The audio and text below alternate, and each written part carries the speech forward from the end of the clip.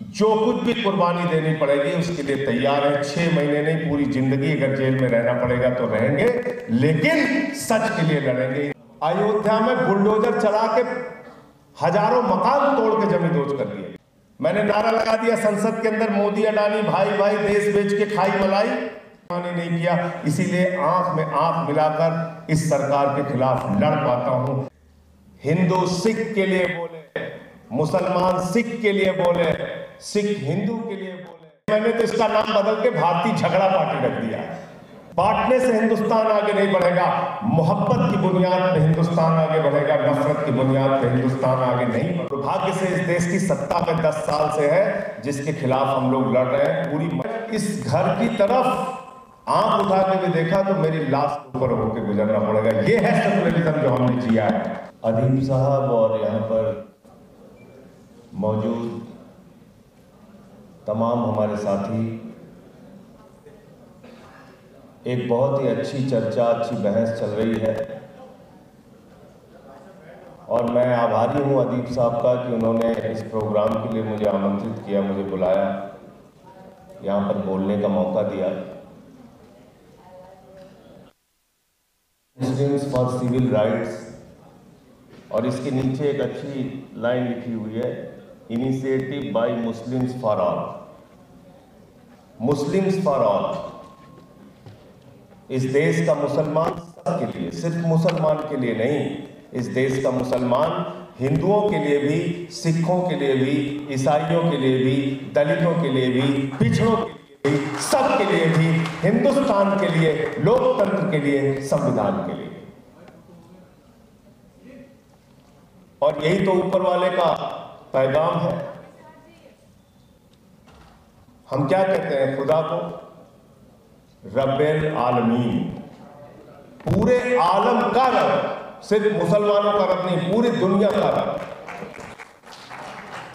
और क्या कहते हैं नबी को? हजरत मोहम्मद साहब सल्लल्लाहु अलैहि वसल्लम को क्या कहते हैं? रहमतुल आलमीन, पूरे आलम पर रहमत करने वाला, सिर्फ मुसलमानों पर रहमत करने वाला नहीं। तो जब आपने यहां पे लिखा है कि मुस्लिम्स फॉर ऑल, इसका मतलब कि इस देश का मुसलमान सबके लिए खड़ा होगा, हिंदुस्तान के लिए खड़ा होगा, एक एक आवाज के लिए खड़ा होगा। और सेकुलरिज्म सिर्फ एक शब्द नहीं हो सकता, धर्मनिरपेक्षता सिर्फ एक शब्द नहीं हो सकता। अगर इस देश में आप पैदा हुए हैं तो धर्मनिरपेक्षता ना होगा। कैसे धर्मनिरपेक्षता में जिया जाता है? शब्द तो सेकुलरिज्म का आप बोल सकते हैं, पढ़ सकते हैं, बहुत अच्छे अच्छे भाषण दे सकते हैं, लेकिन जो सेकुलरिज्म हमारे कॉन्स्टिट्यूशन में लिखा हुआ है, जब कहते हैं हम हिंदुस्तान एक सेकुलर मुल्क है, ये मुल्क है हिंदुओं के लिए भी, मुसलमानों के लिए भी, सिखों के लिए भी, ईसाइयों के लिए भी, बौद्धों के लिए भी, सबके लिए, जब हम सेकुलरिज्म की बात, तो सेकुलरिज्म वो शब्द है जिसको आपको जीना सीखना होगा, अपने आचरण में लाने का प्रयास करना होगा। खाली बोलने से काम नहीं चलेगा। तो हम सारे लोग साथ साथ खेले बड़े हुए, और फिर मैं पढ़ाई के लिए उड़ीसा चला गया, माइनिंग इंजीनियरिंग की पढ़ाई के लिए, वहां से डिप्लोमा किया। और हालात बदले, उस समय 6 दिसंबर 1992 भी हुआ, मैं घर पे नहीं था, लेकिन सबसे पहला शख्स मेरे घर पे अगर कोई पहुंचने वाला था तो मेरा दोस्त इरफान था। और उसने जाके कहा कि अगर इस घर की तरफ आंख उठा के भी देखा तो मेरी लाश ऊपर होकर गुजरना पड़ेगा। ये है सेकुलरिज्म जो हमने जिया है। उसको कैंसर की बीमारी हो गई, हम लोग साथ साथ रहे। जब उसकी मृत्यु होने लगी तो उसने अपने कागज पे लिख के दिया, अब संजय सिंह इस घर के से साथ में रखा। तो हमने सेकुलरिज्म को जिया है। ये शब्द नहीं है, सिर्फ एक साथ मिलके रहना कैसे है ये सीखा है। और आज इतने सालों के बाद इरफान हमारा दोस्त था और आज उसका बेटा सूफियान हमारे बेटे का दोस्त है। हमारे पीढ़ियों के रिश्ते हैं।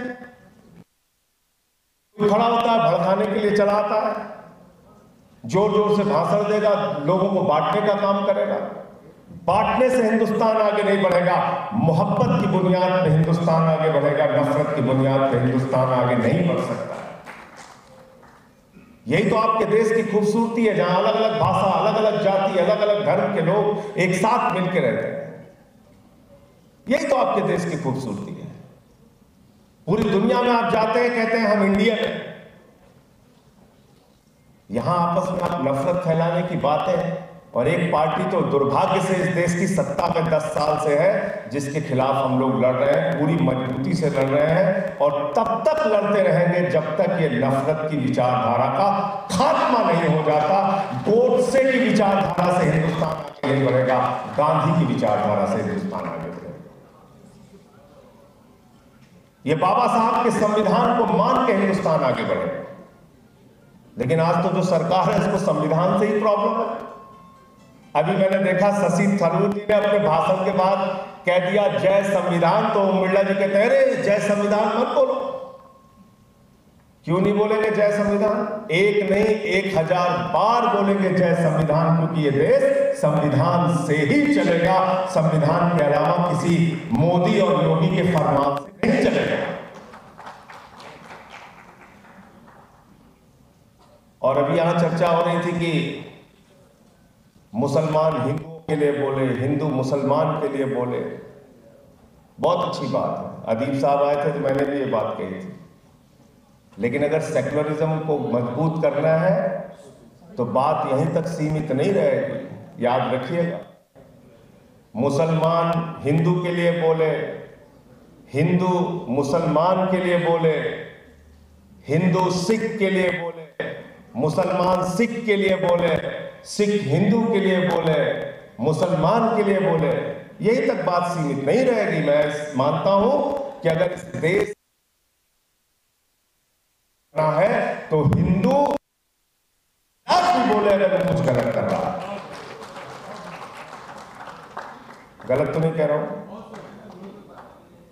अगर मैं हिंदू हूं और कोई हिंदू संगठन बनाकर हमारे समाज को भड़काने का काम करेगा कि चलो भाई मुसलमानों से लड़ना है, झगड़ना है, तो उसके खिलाफ बोलने की जिम्मेदारी हमारी नहीं है।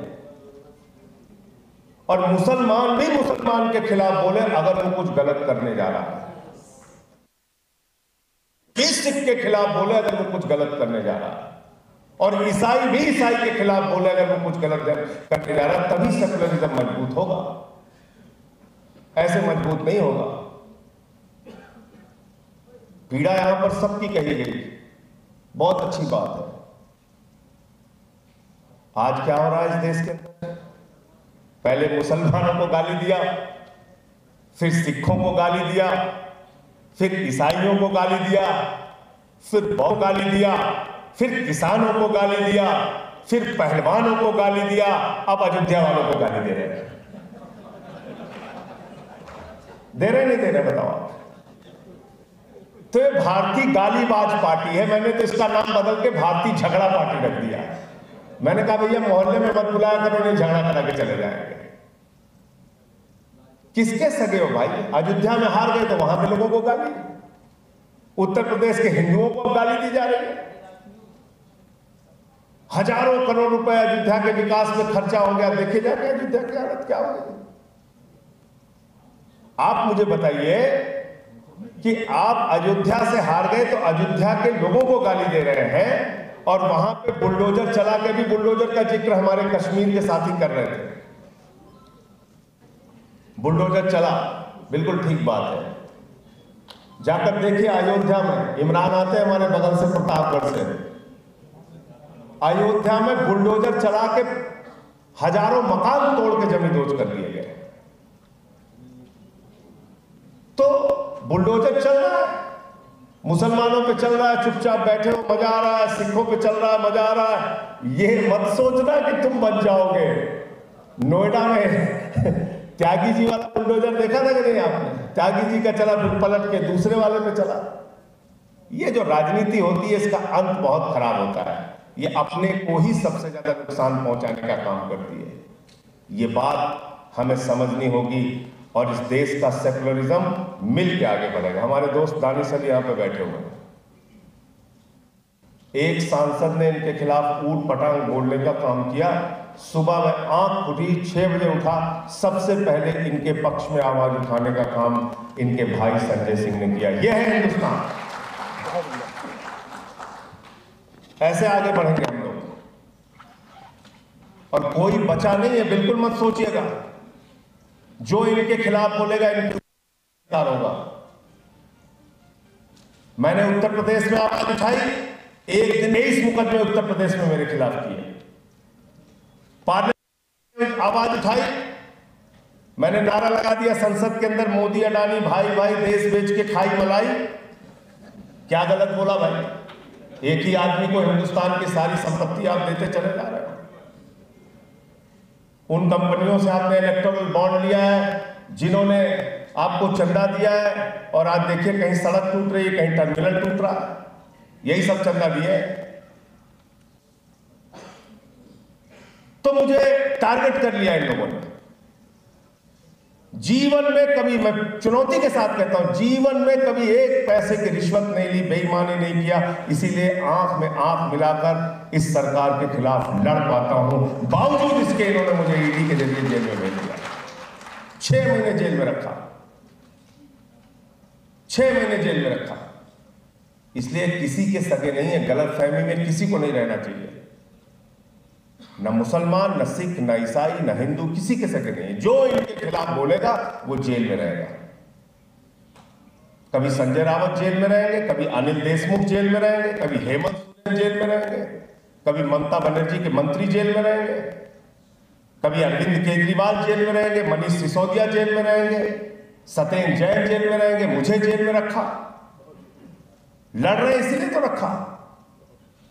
लेकिन मैं अपनी बात का अंत इसी बात से करना चाहता हूं कि इस देश के सेकुलरिज्म को बचाने के लिए, मोहब्बत की बुनियाद पे हिंदुस्तान को बनाने के लिए जो कुछ भी कुर्बानी देनी पड़ेगी उसके लिए तैयार है। 6 महीने नहीं, पूरी जिंदगी अगर जेल में रहना पड़ेगा तो रहेंगे, लेकिन सच के लिए लड़ेंगे, इंसाफ के लिए लड़ेंगे, सेकुलरिज्म के लिए लड़ेंगे, कॉन्स्टिट्यूशन के लिए लड़ेंगे।